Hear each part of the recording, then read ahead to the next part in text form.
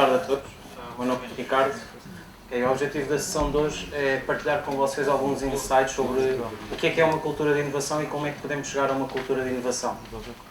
Eu vou dar alguns insights base ou chave e depois o António da LBC e a Diana da ISAG vão partilhar com vocês alguns insights mais deep dentro do tema. O António com alguns temas relacionados como não matar a criatividade e a Diana com alguns fatores-chave para gerar uma cultura de inovação dentro das organizações. A agenda que eu preparei hoje para vocês é, de certa forma, bater em alguns assuntos que estão antes de falarmos de uma cultura de inovação, ou seja, perceber de que forma é que nós podemos ser criativos e porque é que, e se não somos, como é que podemos melhorar isso. E o outro tema é sobre a inovação. Muitas vezes nós pensamos que a inovação tem que ser algo radical, fora do comum. Inovação pode ser muito mais do que isso, ou neste caso muito menos. O terceiro ponto prende-se com a inovação corporativa, ou seja, passar a inovação que nós temos ou que nós idealizamos para o mundo corporativo. E depois, finalmente, como estava a dizer, tento-vos dar alguns fatores críticos de sucesso, digamos assim, para ser criada uma cultura de inovação dentro das organizações. Então, a primeira questão que eu gostaria de colocar a vocês é quantos de vocês, por mãos no ar, é que acha que é criativo? Ok, boa. Apesar de serem muitos ou poucos, o objetivo da sessão de hoje é vocês perceberem que, de facto, todos nós somos criativos e todos nós, não o sendo, conseguimos ter ferramentas para conseguir ultrapassar essa dificuldade. E o processo de criatividade ou a denominação de criatividade é algo que, apesar de nós falarmos hoje com mais alguma regularidade, e se dizer que é uma das características-chave para o próximo milénio, ou até mesmo para a próxima década, a verdade é que a criatividade já era falada e já era pensada em 1952. Alguns historiadores diziam que a denominação era a criatividade funcionava como um processo de mudança, ou seja, não era uma coisa pessoal, mas sim uma coisa organizacional e de grupo.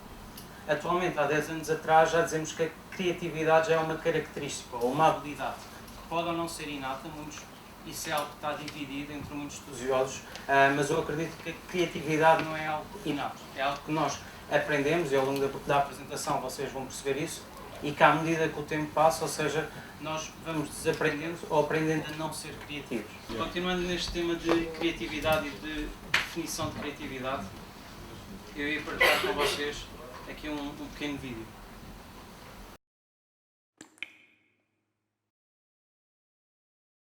When you hear the word creative, you might think of a painter, or a playwright, or an author, or a photographer, or a filmmaker, or a chef. In other words, you might think of people who make things. I think it's what we mean when we use a label like creative type. But there's no such thing as creative type. We are all creative, every one of us. We just need a bigger definition of creativity. Yes, creativity involves making things, but it can also mean mashing up ideas in innovative ways. It can mean thinking differently about data and finding unique solutions to practical problems. It can mean hacking systems and tweaking things in unusual ways. It can mean exploring ideas and navigating information until you become an expert curator. It can mean designing systems that empower the creative work of others. It can mean creating change in the world by speaking truth and leading movements and interacting with people. See, each of these creative approaches shape our world in profound ways. And the more we see the creativity all around us, the more we are able to appreciate the creativity inside ourselves.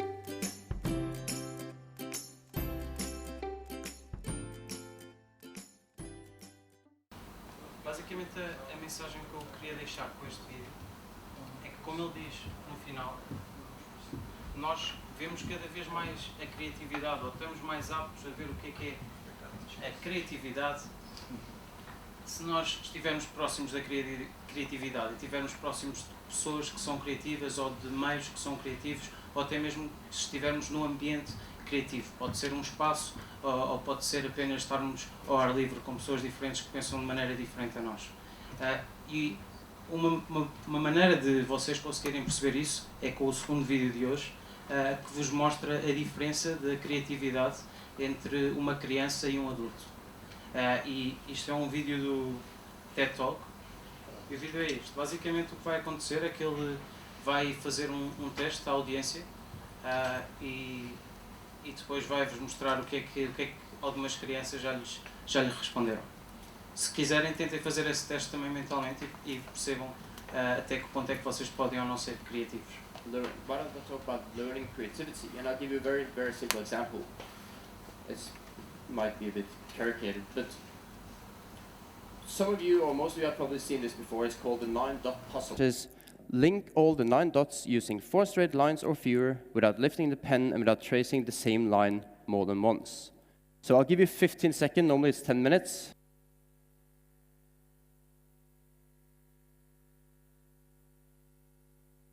The embarrassing thing is kids have no problem with this. Kids do this right away. And I'll start by showing you why it's so hard for adults to solve this. So if you look at the person trying to solve this on paper, this will be the solving strategy. Or will it? Let's see. Oh, yeah. So you start in one corner, you go to another corner, and you'll continue doing that until you realize I'm almost out of lines, and then you'll cross 45 degrees, and realizing you're all out, and you still hasn't gone through all the 9 dots. And the creative solution to this, the adult solution, is that you have to realize that you don't have to stop in a dot. And by realizing this, you can actually solve it. So the reason why this is a puzzle is because we put rules into it that are not there. The only person who told you that the line should connect 2 dots and stop there is some teacher in math, in a math class back in the days. But this still sticks. So the adult solution, the adult creative solution is like this. And I normally use this to warm up when I work with kids. And I remember the first time I did it, one of the pupils in the class, about 6-year-old, when seeing this, he said, well, I can solve it with 3 straight lines. And, adult, arrogant me would be like, oh, you're so cute. Yeah, come on and show me. And he did this.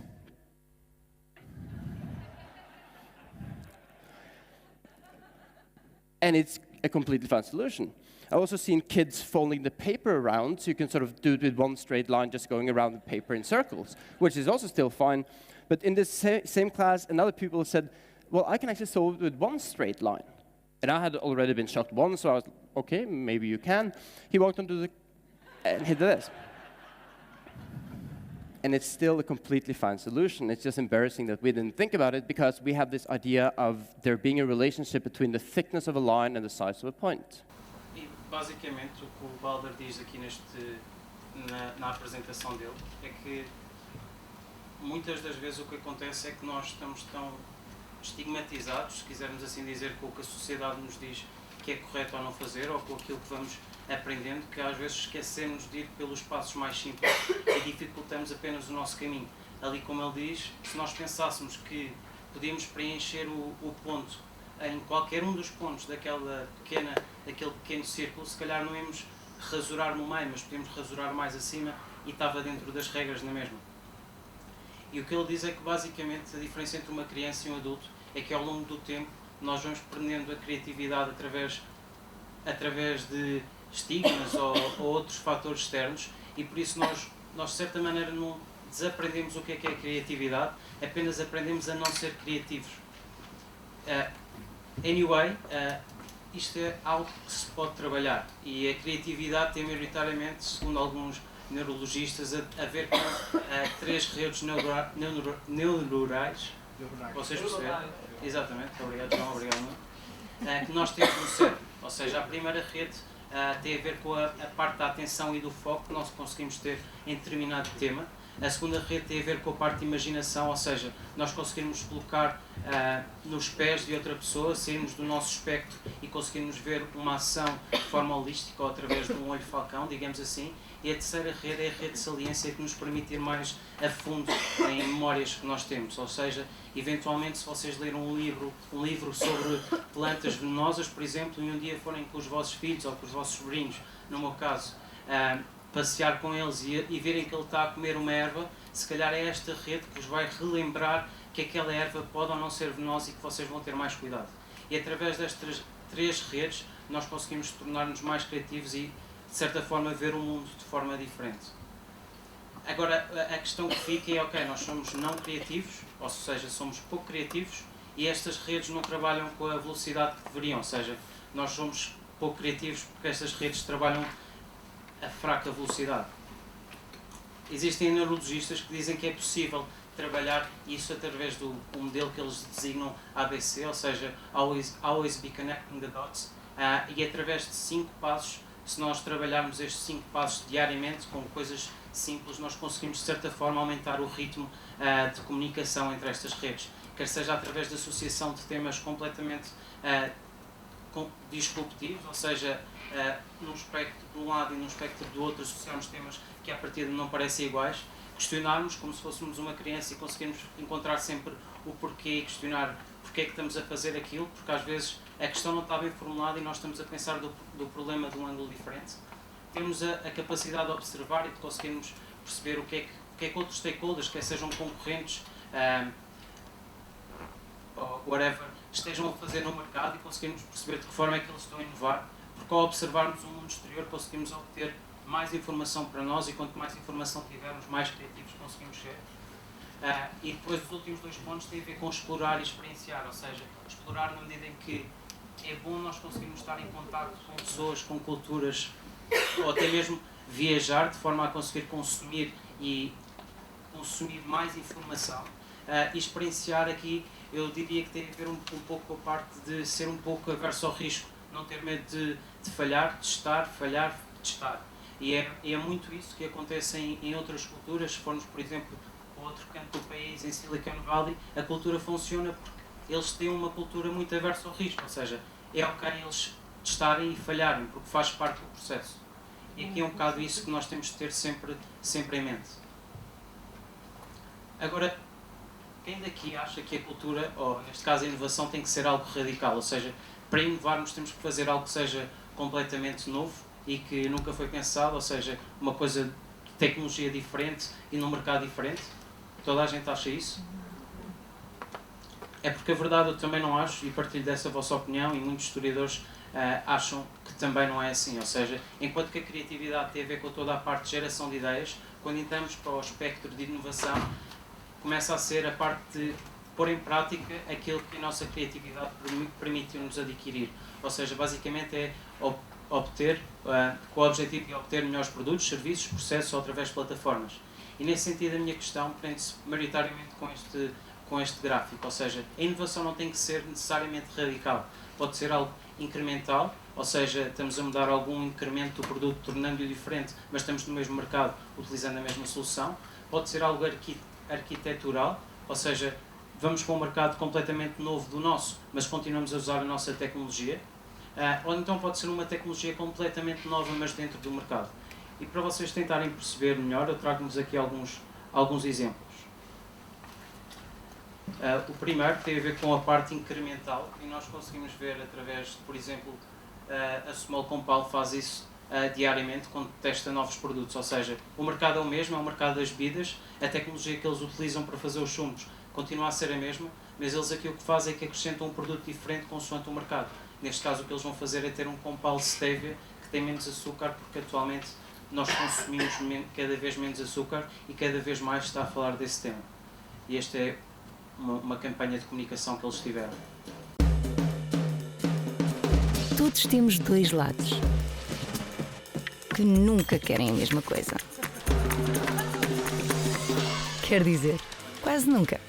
Com todo o sabor de Compal, metade das calorias e adoçado só com stevia, nenhum dos meus lados resiste a Compal Vital. Compal é mesmo natural.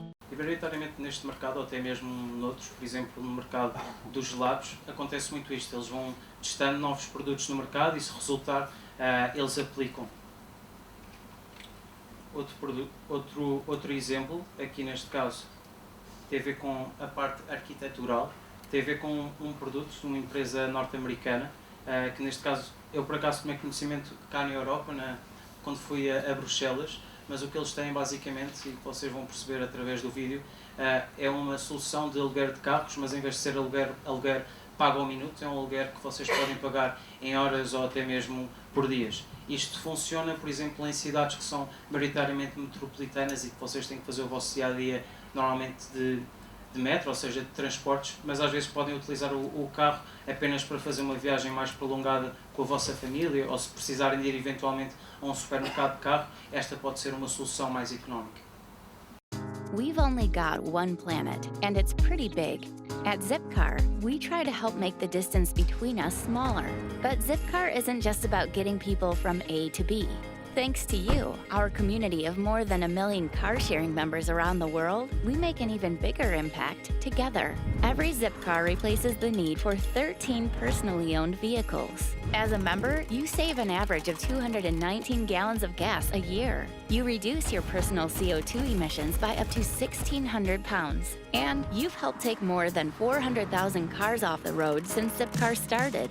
Every day, you show us that Zipcar's more than a set of wheels. It's a movement. Zipcar for Business not only fits our green mission, it gets us to our shoots. I use Zipcar because it's fast, reliable, and I wouldn't be able to take my whole fam on this hike. Woo! I'm a Zipster. Ou seja, neste caso, a Zipcar não entrou dentro de um mercado novo, porque o aluguer de carros era um mercado que já existia, apenas adquiriam uma tecnologia nova que permitia aos seus clientes, de maneira simples e rápida, alugar um carro. E a tecnologia que eles usam é basicamente algo simples, em que vocês têm um cartão de fidelização, chegam ao pé do carro, passam o cartão como se fosse um código de barras e conseguem abrir e fechar o carro. Então eles criaram apenas uma tecnologia nova, mas que já existia, o mercado já existia, apenas foram, neste caso, a parte arquitetural e tiveram a inovação através do novo modelo de negócio. Outros modelos que podem ser considerados disruptivos é, por exemplo, o caso do iPhone. Aqui acho que não é preciso mostrar-vos nenhum vídeo para perceberem porque é que esta é uma ideia disruptiva. Na altura o iPhone saiu em 2007 e em 2007, não sei se vocês se recordam, mas o que existia nessa altura eram Blackberries com 23 teclas, 23 caracteres, e o que o Steve Jobs na altura pediu à equipa dele era: façam um telemóvel apenas com um botão. E obviamente que a equipa dele disse: isso não é impossível, isso é impossível, nós nunca vamos conseguir fazer isso. E ele respondeu apenas: façam um telemóvel com um botão. E a verdade é que eles conseguiram lançar o iPhone, só tem um botão, tinha um ecrã tátil, e na altura era algo super, que hoje em dia é uma quase commodity, e para aquele telemóvel que tenha teclas, mas na altura foi uma inovação completamente disruptiva. E por fim, dois exemplos que eu vou partilhar aqui com vocês. O primeiro é o Metromile, é uma empresa também norte-americana, aqui no setor dos seguros. O que eles fazem basicamente é taxar-vos o seguro consoante os quilómetros que vocês fazem, ou seja, se vocês só andarem de carro ao fim de semana vão pagar um seguro muito mais baixo do que alguém que faz o commute de casa de trabalho todos os dias. E o segundo é uma inovação da Amazon, que se chama Dash Buttons, que vos permite de forma automática adquirir produtos e serviços. Neste caso, produtos. America, when did the penny become worthless? Discarded, disremembered, disrespected, defaced, left behind, hot glued, vacuumed, washed up, and wished away! Seriously? People, stop throwing pennies away. With Paper Mile car insurance from Metromile, you get a low base rate, then pay just pennies per mile. Pennies! Come on, everybody! I'm worth miles! If you're a low mileage driver, you're paying way too much for car insurance! Poppycock!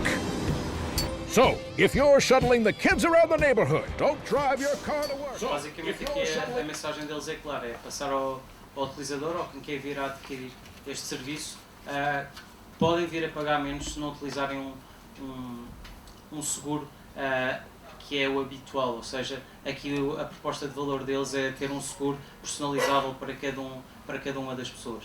O segundo exemplo tem a ver com a Amazon, e vocês neste vídeo conseguem de forma rápida perceber o que é que a Amazon criou.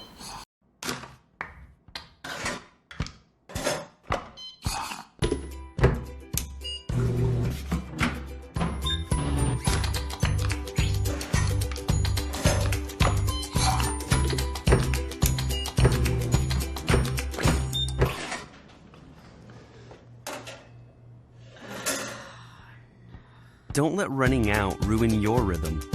Introducing the Amazon Dash button for Prime members, a simple way to reorder the important things you always run low on so you'll never run out. Set it up to order what you want, then press it when you're running low. Get an order alert on your phone so it's easy to cancel if you change your mind.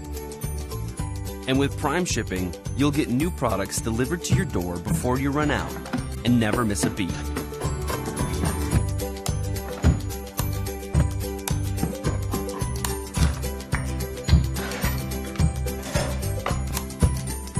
Prime members, request your Amazon Dash button today.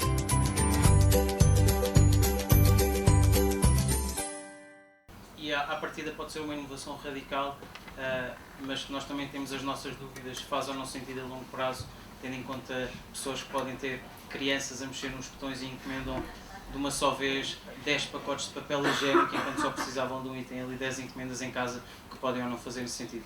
Em todo o caso, a Amazon tem um bocado essa cultura de falhar, tentar, e por isso é que eles vão lançando produtos no mercado, e a Amazon, sendo um concorrente nosso e podendo entrar aqui a qualquer momento, é sempre bom nós estarmos a par e, neste caso, a observar o que é que eles andam a fazer. Em todo o caso, apesar de termos estes 4 vertentes, a verdade é que, respondendo à questão inicial, apenas 70% são novas ideias, são ideias incrementais, e apenas 10 são ideias radicais. Ou seja, é preciso ver aqui, como falámos desde o início, que muitas das ideias que às vezes surgem no mercado e são inovações, mas são incrementais, e apenas aqueles 20% ali são uma junção dos dois, e por isso é que o somatório dá mais de 100%, mas isso significa apenas que estar no mercado, ter uma tecnologia disruptiva ou arquitetural, no seu conjunto aproximadamente são 20%, e os restantes 10% são apenas ideias radicais. Contudo, também podemos ver isto de outro ângulo e abraçarmos a parte de inovação, não através de uma nova tecnologia ou um novo mercado, mas através pelo tipo de negócio que está a ser feito. Ou seja, se estamos a pensar num novo modelo de negócio, estamos a pensar ou mudar um processo, isso é mais difícil de encontrar no mercado, porque normalmente está associado a projetos in-house, ou seja, através de processos logísticos ou de otimização, ou então avançamos para novos produtos e serviços. E mais uma vez existem alguns exemplos que vocês já conhecem. Neste caso, o Airbnb é uma plataforma que toda a gente conhece e provavelmente muita gente já utilizou, é uma forma de aluguer de espaços, de casas, digamos assim, de habitações, e eles criaram um modelo que já existia, a parte de aluguer de casas, o Booking já existia, os hotéis já existiam hostels, mas eles criaram um modelo completamente novo, em que aqui é quase um C2C para as pessoas, e eles funcionam como intermediário pelo meio. E isto funciona tudo a nível digital. Por outro lado, também temos outros processos de inovação. Este, o Ford, é um processo muito antigo. Basicamente, o Henry Ford foi quem inventou toda a parte da automatização que hoje em dia se utiliza na construção de automóveis, e ele fez essa inovação que, na altura, não me recordo bem do ano, mas talvez o Freitas, 1906, esse é o ano que nós vamos achar que foi o Henry Ford que criou, mas nesta altura era um processo de automatização, era algo que não era feito. Nessa altura muita gente não utilizava carros, e automatizar esse processo foi uma inovação enorme na altura, e que hoje em dia se utiliza quase como uma commodity. Ou seja, se nós queremos fazer produção de carros, vamos utilizar o processo que o Henry Ford criou na altura. Por outro lado, se tentarmos pensar em produtos de inovação ou produtos inovadores, eu trazia aqui um caso que acho que é particularmente interessante, e mais uma vez é da Small Compal, que foi a criação do Essencial. Basicamente, este é um produto que, na sua essência, ou seja, o sumo, é um produto igual aos outros, ou pode ter nutrientes ou características diferentes, mas o que eles notaram no mercado é que as crianças não consumiam muita fruta, e a fruta que as crianças consumiam era demasiado baixa para o que era esperado, e criaram um produto que, desde o packaging até à comunicação que eles fizeram, era focado essencialmente no mercado infantil. Ou seja, aquilo que eles queriam era que as crianças, por um lado, consumissem mais fruta, e por outro lado, gostassem do produto, e não fosse apenas um sumo que eles vão levar para a escola e que vão ou não beber, e é um bocado indiferente. E aqui um vídeo que eu vos vou passar tem um bocado a ver com aquilo que falámos desde o início, que é o facto de as crianças serem muito mais criativas do que os adultos. Podes te sentar ali na primeira cadeira, por favor. Essa mesmo.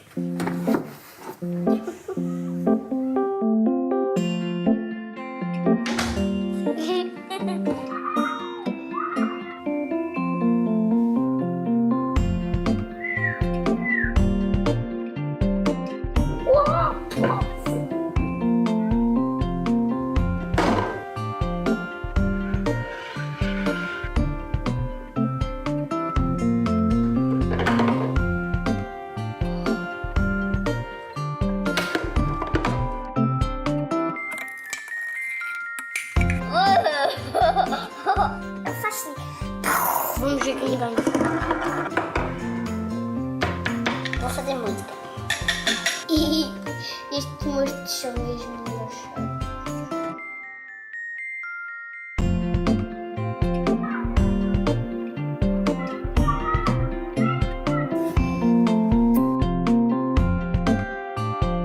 Sabe frutas miseradas. Banana. Não, frutas miseráveis. Sabe a maçã. Sabe a coelho. Coelho.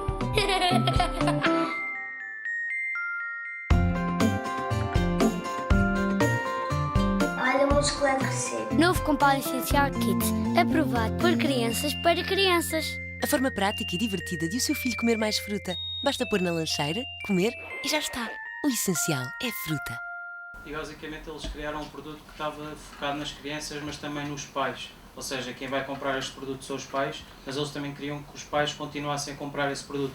E para isso formaram um produto que até mesmo a nível do packaging faz sentido para as crianças, porque eles ao pegarem naquilo, aquilo tem a forma de uma fruta, ou seja, aquilo cabe na mão e é quase como se fosse um complemento ou uma substituição da fruta. Por outro lado, também podemos pensar não em produtos, mas em inovação através de serviços. E o caso que eu trago aqui tem a ver com o setor da banca e prende-se com o cartão do Revolut. Quantos daqui têm Revolut ou conhecem Revolut? Ok, então não vou explicar muito ao detalhe, mas basicamente o Revolut veio revolucionar o mercado e eu acredito que veio revolucionar de tamanha forma que há alguns meses, quando estávamos a fazer o IRS, surgiram imensas notícias sobre tínhamos que colocar o número das nossas contas Revolut, o número das nossas contas DN26, que é um concorrente quase direto à Revolut, porque é um negócio que está a crescer a ritmos muito grandes e o objetivo da Revolut era numa primeira fase conseguir adquirir clientes através das suas taxas de câmbio favoráveis e super simples, e agora o objetivo deles basicamente é começarem a criar-se a serem realmente um banco e a darem crédito às pessoas. O terceiro ponto tem a ver maioritariamente com pegar em todos estes exemplos e perceber de que forma é que nós conseguimos incorporá-los na nossa empresa e de que forma é que nós conseguimos fazer crescer ideias como esta. A parte, se no lado da inovação tem a ver com gerar ou começar a gerar ideias criativas e pô-las a fervilhar, digamos assim, a parte da inovação corporativa pode ser vista como um futuro potencial de crescimento, ou seja, as empresas que têm inovação corporativa in-house ou que partilham essa inovação corporativa, normalmente são empresas que têm um potencial de crescimento muito maiores comparadas com outras que não pensam tanto em inovação. Isto porque elas estão a pensar mais a médio e longo prazo e não a curto prazo. E aqui nós podemos ter dois modelos distintos de inovação corporativa. Uma inovação fechada ou uma inovação aberta. Sendo que no final vamos partilhar isso, há empresas que podem ter os dois, ou seja, não tem necessariamente ter só um modelo de inovação fechado ou só um modelo de inovação aberta. A inovação fechada tem muito a ver com aquilo que nós fazemos in-house, ou seja, tudo a ver com R&D, e isto é muito visto, digamos assim, em grandes farmacêuticas. Eles têm o seu próprio R&D in-house e fazem todo o desenvolvimento in-house, ou através de um acelerador corporativo interno, ou seja, ter o acelerador interno em que nós vamos buscar startups ou ideias para trabalhar connosco, mas que trabalham temas que são nossos e trabalham com trabalhadores nossos.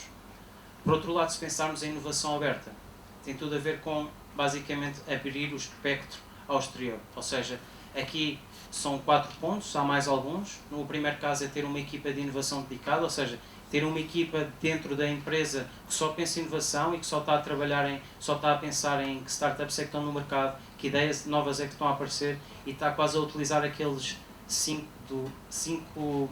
pontos do Always Be Connecting the Dots e está sempre a observar o mercado, a perceber o que é que se está a passar. Por outro lado, temos a parte do Innovation Outputs, que eu diria que para o mercado de Portugal não é tanto uma realidade, para o mercado, por exemplo, norte-americano já faz mais sentido. Basicamente o que acontece é se a vossa empresa está sediada, por exemplo, em Chicago, se calhar faz sentido vocês passarem toda a vossa equipa de inovação para Silicon Valley, porque é lá que acontece inovação e é lá que acontecem as coisas. Se quisermos incorporar isto para o mercado mais de Portugal, é pensar que se a nossa empresa estiver sediada no Minho ou atrás dos montes, se calhar fará sentido ter uma equipa de inovação e tentar mudar a estrutura da empresa para Lisboa ou para o Porto, que é aí que acontecem mais negócios, é aí que está o mercado e é aí que as coisas florescem.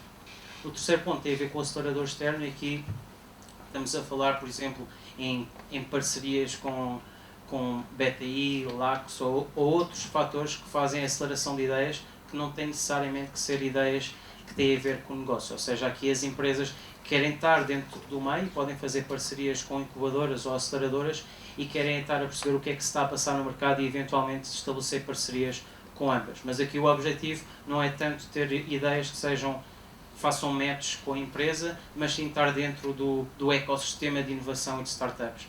E em último ponto temos a parte do Merge and Acquisition, ou do M&A, que basicamente, como vocês todos sabem, é basicamente ir ao mercado, procurar e fazer fusões e aquisições de empresa que possam ou não, neste caso, possam mesmo fazer match com o negócio. Alguns exemplos que trago aqui, de certa forma, têm a ver com a parte de inovação aberta, tem a ver os três, nos seus grandes ângulos, tem a ver com a parte de coworking, ou seja, ter aqui não um Innovation Outpost, mas um acelerador externo em que fazem parcerias. A Australian Post faz isso, a Correios faz isso e também a Post Italiano faz isso. Eu vou-vos mostrar só aqui 3 vídeos, acho que ainda temos tempo.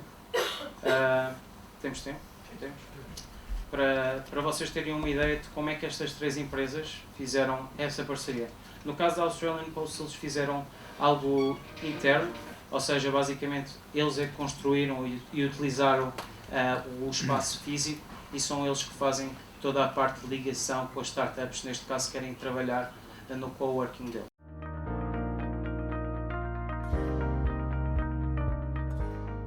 So the Small Business Hive, for me, it's a co-working space that has incorporated some of the features that I really look for in an office environment. It's for small businesses that have outgrown their living space or their living rooms and their kitchen benches. So I was the first person to sign up. Oh yeah, I just guess I was really enthusiastic to find somewhere to do this sort of thing and didn't really find anywhere else in Geelong that had the same facilities.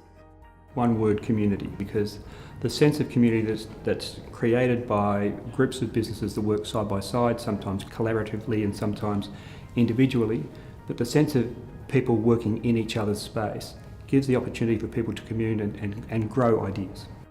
The facilities in the Small Business Hive are very diverse. So we have a co-working space, so there's desk space for people to work in, as well as we have standing desk space as well for them. We've got meeting rooms that they can utilise, a variety of different sizes, as well as a boardroom. Basicamente, acho que vocês já perceberam a ideia, mas eles criaram um espaço que quase respira inovação e que as pessoas podem estar em contato com outras pessoas que pensam da mesma forma do que eles e que podem ou não estar a fazer um negócio parecido, mas eles querem dar espaço aqui às pessoas para serem criativas e conseguirem liderar os seus projetos e através de estarem dentro de um ambiente de inovação conseguem de certa forma aumentar o seu networking e trabalhar de forma mais eficaz. Por outro lado, o Correios fez algo maioritariamente parecido, em que criou aqui um lab, neste caso eu diria que é mais focado no modelo de negócios deles, em que eles aqui basicamente eles criaram um concurso de ideias e depois as empresas, neste caso startups vencedoras, podem ser incubadas dentro do lab que eles criaram. E o lab tem mais ou menos este aspecto.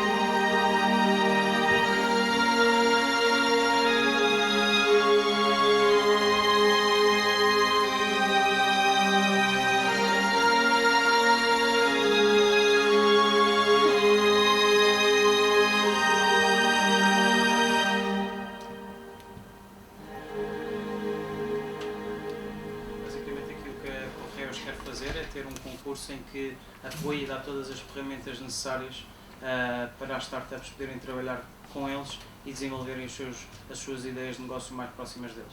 Por outro lado, a Post italiana, o que eles fizeram não foi construir um espaço in-house, mas eles utilizaram um espaço que eles já tinham, neste caso, não sei dizer ao certo, mas provavelmente era um CDP ou até mesmo uma loja de grande dimensão, e utilizaram esse espaço a uma incubadora ou uma aceleradora que tem espaço de coworking em vários pontos da Europa, para criar um espaço para eles, ou seja, isto é um espaço em coautoria e não somente deles.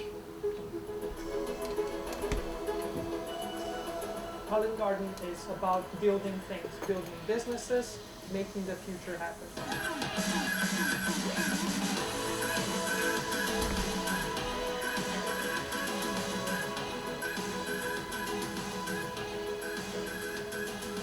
As soon as you enter, you realize that there's things being built here.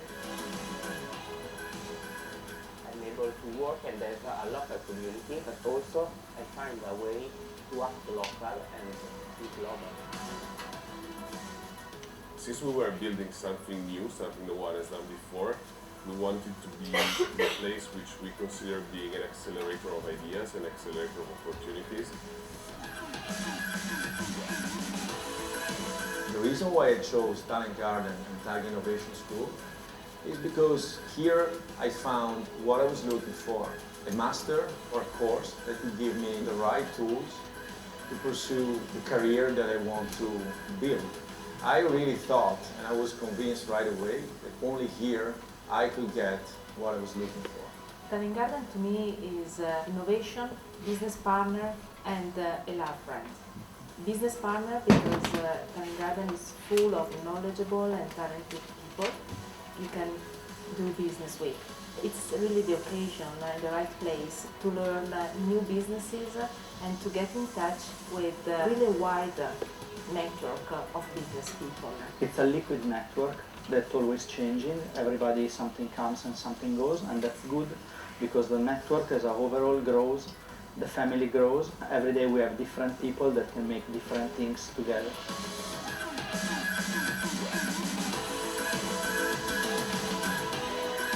Talent Garden.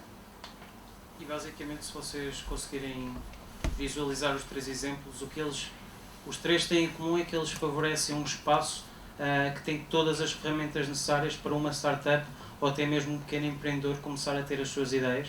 E aqui as marcas, nesse caso, o que fazem é dar as ferramentas necessárias para que essas startups possam vir a ver florescer as suas próprias ideias.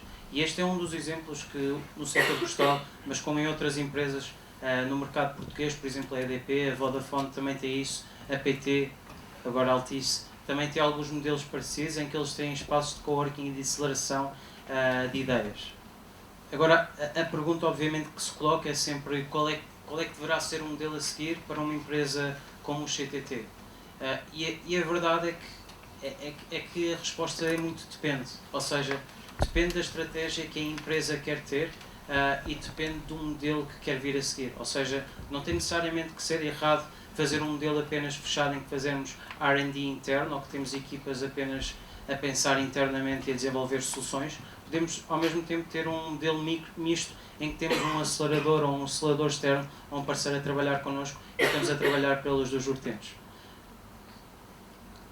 Portanto, como é que nós conseguimos passar estes modelos para dentro da empresa? Eu aqui vou focar em apenas alguns pontos. O António e depois a Diana vão abrir um pouco mais o leque e vamos fazer perceber como é que é possível criar uma cultura de inovação numa empresa, no meio corporativo. Mas basicamente o ponto é que a cultura de inovação tem muito a ver com a parte de criar um certo equilíbrio em criar o compromisso dos trabalhadores de criar raízes, mas ao mesmo tempo dar-lhes asas para falhar, ou seja, é que ter uma mentalidade, um growth mindset, em que nós achamos que falhar é uma coisa normal e que faz parte do processo e não ao contrário, falhar é algo visto como mau ou errado. Então a cultura de inovação pode ser vista em 4 grandes pontos. Um é, por um lado, ter uma estratégia de inovação bem definida e nós, sempre que estamos a trabalhar em algo, termos sempre essa visão de se estamos a fazer algo inovador, incremental ou radical, mas que estamos a trazer valor acrescentado ao mercado. Por outro lado, tem a ver com a parte de investir em recursos e, como vocês já viram nos outros exemplos, é não só investir também em recursos físicos, em nível de espaços, mas também em investimento em pessoas, a nível de potenciar a criatividade, potenciar a inovação, dar todas as ferramentas que nós poderíamos dar a uma startup aos trabalhadores in-house. E por outro lado também podemos ter, ou seja, que isso se prende com o quarto ponto, na verdade, que é, para além de dar esse investimento e fazer esse investimento, é também importante fazer reconhecimento das pessoas que de facto estão a inovar e que de facto estão a acrescentar valor aos processos, aos produtos, ao serviço, ou estão a acrescentar valor à própria empresa. E em terceiro ponto e último, tem a ver com a parte da parceria com aceleradoras. Muitas das empresas o que fazem hoje em dia é fazer parcerias internas ou externas com aceleradoras, porque maioritariamente eles têm o know-how e têm o conhecimento do ecossistema de startups, do mercado, sabem como é que ele funciona, como é que ele se mexe, e isso é um dos fatores que pode potenciar uma cultura mais de inovação, porque nós, ao estarmos ligados com startups, com incubadoras e todos os trabalhadores a estarem ligados com esse ecossistema, de certa forma vão começar a beber um bocado essa cultura e a cultura quase que se mistura. No final do dia, eu acredito que o que motiva uma cultura de inovação colaborativa tem a ver um pouco, e puxando ao que falámos desde o início, com misturar um pouco toda a criatividade que uma criança pode ter com o pensamento lógico, crítico e racional que um adulto deve ter. Ou seja, basicamente é termos as asas, como vimos naquela definição, de conseguirmos pensar diferente e melhor, mas ao mesmo tempo também termos as raízes para perceber até que ponto as nossas ideias são viáveis ou não, e se nós estamos a pensar demasiado fora da caixa não tem muito a ver com o momento ou o modelo que temos, ou o modelo as is, e é preciso ter aqui este equilíbrio. Em todo o caso, esta era a nota que vos queria deixar por último. O importante é nós estarmos juntos de pessoas criativas, meios criativos, e a criatividade é algo que não é inata, nós podemos aprender e podemos sempre melhorar e inverter aquele gráfico que vimos ao início, ou seja, a criatividade não tem necessariamente que descer ao longo do tempo, nós temos é que constantemente aprender e olhar o mundo de outra forma. No final do dia, a verdade é que 50%, segundo alguns estudos, 50% das inovações ocorre por acidente. Este estudo foi feito a cerca de 2.000 patentes e o que eles perceberam é que cerca de 1.000 tinham ocorrido por mero acaso. E dois exemplos que eu trago aqui têm a ver com o micro-ondas e com o post-it. Muito provavelmente o post-it vocês se calhar conhecem. O post-it, quando foi feito, o que eles queriam fazer era quase uma super cola 3. Eles queriam fazer um papel que fosse colar na parede e não sair de lá mais, mas o que eles fizeram foi um erro, e num teste que eles tinham feito, eles fizeram um papel que basicamente tinha uma cola demasiado fraca, e à primeira vista, se eles não tivessem esse growth mindset, eles pegavam no papel, deitavam fora e voltavam a fazer a cola. Mas o que eles viram é que aquele produto se calhar poderia até fazer algum sentido no mercado. E a verdade é que hoje em dia toda a gente usa post-its, ou se não usa é por causa de uma questão meramente ambiental, mas a verdade é que se vocês forem, por exemplo, a IDEO, que é uma empresa de Service Design Thinking, eles têm a parede forrada de post-its de todos os processos que fazem, e qualquer processo criativo tem a ver com um processo se utilizam post-it, e o post-it é algo que ainda hoje é utilizado. Por outro lado, micro-ondas era um exemplo que eu não fazia ideia, mas o micro-ondas foi feito por acaso. Alguém tem ideia porquê? Segunda Guerra Mundial. Mais ideias? Ninguém? Nuno? Ninguém?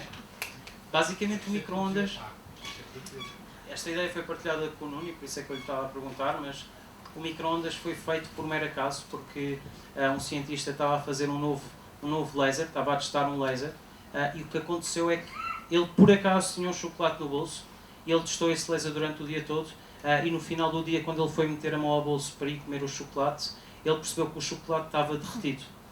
E o que ele tentou perceber foi porque é que aquele processo aconteceu, porque é que o chocolate que ele tinha estava no bolso, ele não fez nada, não houve nenhum processo de transformação inerente.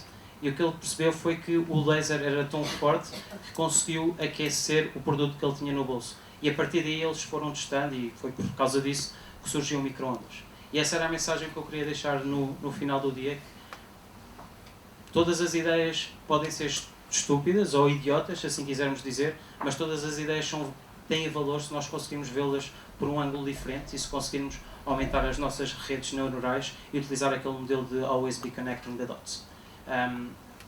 Da minha parte foi tudo. O António e a Diana vão falar aqui um pouco depois sobre o que é uma cultura de inovação, como é que podemos mitigar não ser criativos. Se tiverem questões ou dúvidas podem fazer agora ou então podem fazer no final. E é isso. Obrigado.